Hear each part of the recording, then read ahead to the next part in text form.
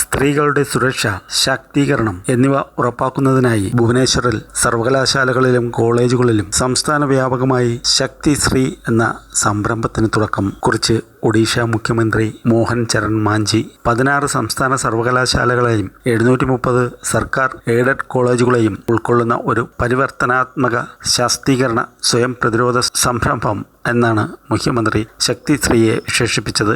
ഈ സംരംഭം നമ്മുടെ ഉന്നത വിദ്യാഭ്യാസ സ്ഥാപനങ്ങളിൽ പെൺകുട്ടികളുടെ സുരക്ഷ ഉറപ്പാക്കുന്ന സൗഹൃദാന്തരീക്ഷത്തിലുള്ള ക്യാമ്പസുകൾ സൃഷ്ടിക്കുകയും ചെയ്യും. മുഖ്യമന്ത്രി പറഞ്ഞു. ഈ സംരംഭത്തിന്റെ ഭാഗമായി എല്ലാ സ്ഥാപനങ്ങളിലും ഒരു വനിതാ ഫാക്കൽറ്റി അംഗവും ഒരു വനിതാ വിദ്യാർത്ഥിനിയും അടങ്ങുന്ന ശക്തിശ്രീ ശാക്തീകരണ സെൽ ഉണ്ടായിരിക്കുമെന്ന് മുഖ്യമന്ത്രി പറഞ്ഞു. വിദ്യാർത്ഥികളിലും ജീവനക്കാരിലും സുരക്ഷ, സ്വയം പ്രതിരോധം, വൈകാരിക ക്ഷേമം എന്നിവ പ്രോത്സാഹിപ്പിക്കുന്നതിൽ ഈ സെൽ ശ്രദ്ധ കേന്ദ്രീകരിക്കും. കൂടുതൽ പിന്തുണ നൽകുന്നതിനായി ഓരോ ജില്ലയും ശക്തി അപ്പാസ് എന്ന് വിളിക്കപ്പെടുന്ന 5 മുതിർന്ന വനിതാ പ്രൊഫഷണലുകളെ നാമനിർദ്ദേശം ചെയ്യും. അവർ വിദ്യാർത്ഥികളെ ഉപദേശിക്കുകയും ഓരോ 3 മാസത്തിലും ക്യാമ്പസുകൾ സന്ദർശിക്കുകയും ചെയ്യും. വിദ്യാർത്ഥിനികൾക്കും വനിതാ ജീവനക്കാർക്കും പേര് വെളിപ്പെടുത്താതെ പരാതികൾ രജിസ്റ്റർ ചെയ്യുന്നതിനും ടെക്സ്റ്റ്, ഓഡിയോ അല്ലെങ്കിൽ വീഡിയോ വഴി കൗൺസിലിംഗ് തേടുന്നതിനും ദേശീയ മാനസികാരോഗ്യ സംരംഭമായ ടെലി മനസ് വഴി മാനസികാരോഗ്യ സേവനങ്ങൾ